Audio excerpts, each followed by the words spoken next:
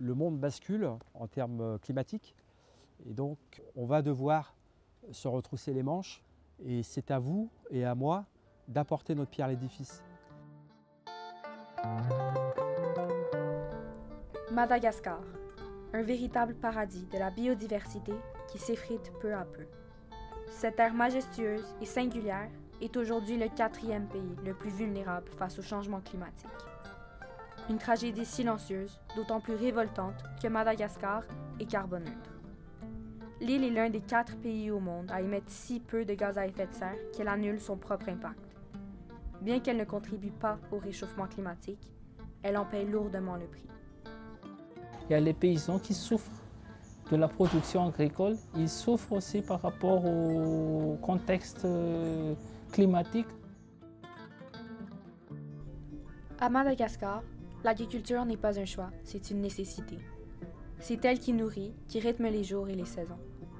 Pour 80% de la population, elle est la seule source d'alimentation et le principal revenu des familles. Mais cette agriculture repose sur un fil, les pluies saisonnières. Et aujourd'hui, ce fil est en train de céder. Je m'appelle Jérôme, je vis ici à Nusikomba, à Kiba depuis une dizaine d'années. À Madagascar depuis un peu plus de 20 ans. D'année en année, les saisons de pluie sont de plus en plus particulières. Et on reçoit ce qu'on n'avait pas avant, de plus en plus de tempêtes ou de cyclones qui sont dans le canal du Mozambique, qui font des dégâts. Même les meilleurs sols n'échappent pas au dérèglement. Le climat bouleverse les cycles. Les récoltes deviennent incertaines. On plante sans savoir si la terre sera nourricière. On récolte moins ou pas du tout.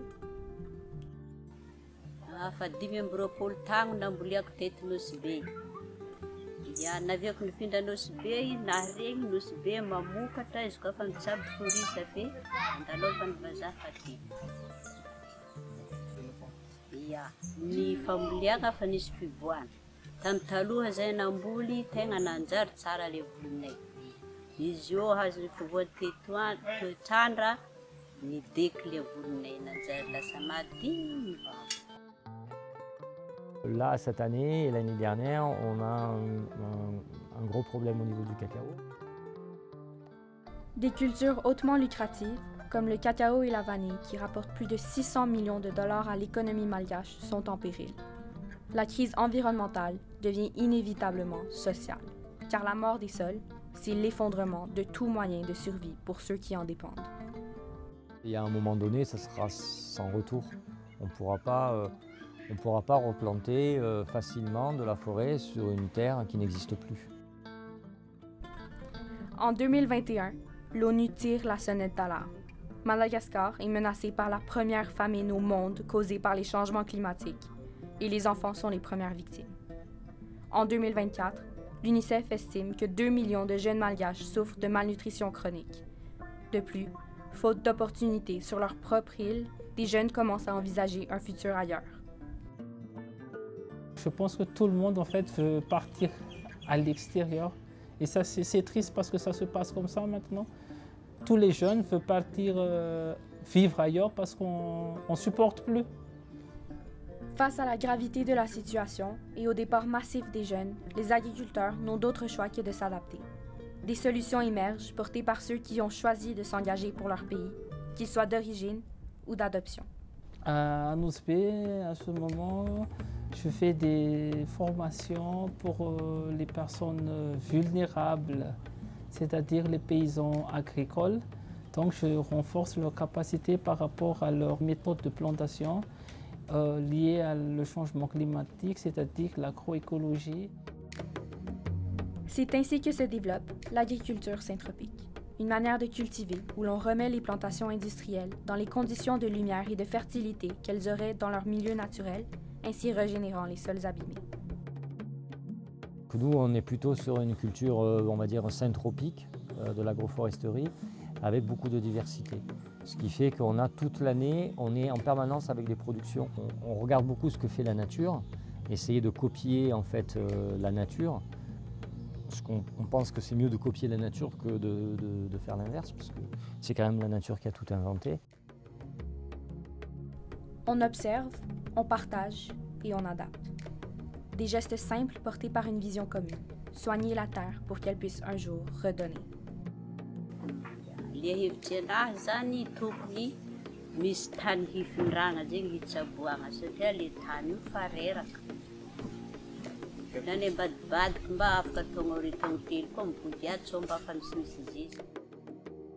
Alors que nos modèles de consommation atteignent leurs limites, nous devrions nous inspirer de ceux vivant dans la terre plutôt qu'imposer une relation fondée sur l'épuisement de nos ressources. L'Occident qui est souvent un peu le phare, le modèle, on veut arriver à être comme l'Occident, mais de toute façon c'est plus un système d'avenir. En Occident on le sait, on sait que la planète entière ne pourra pas consommer comme l'Occident. Face à cette réalité, il est temps de redéfinir notre voie, de repenser notre place dans un monde en changement. C'est surtout ça qu'il faut trouver, son propre développement, son originalité, sa propre culture, son mode de développement, sa vitesse de développement. Le confort de nos vies est un privilège rare. Il ne peut toutefois pas devenir prétexte à l'inaction. On est face à quelque chose de mondial. Ce n'est pas seulement Madagascar, ce n'est pas seulement les pays du Nord, pays du Sud. Donc c'est une sorte de coopération qu'on en a besoin, de collaborer ensemble, parce que c'est le seul moyen en fait de diminuer ce problème. La pluie tarde, les sols s'assèchent et les récoltes disparaissent. Et pourtant, chaque matin, les Malgaches font le choix de rester et de continuer à cultiver. Abandonner leur terre n'est pas une option. Cette île est porteuse de réponses révélatrices, d'une leçon de vie.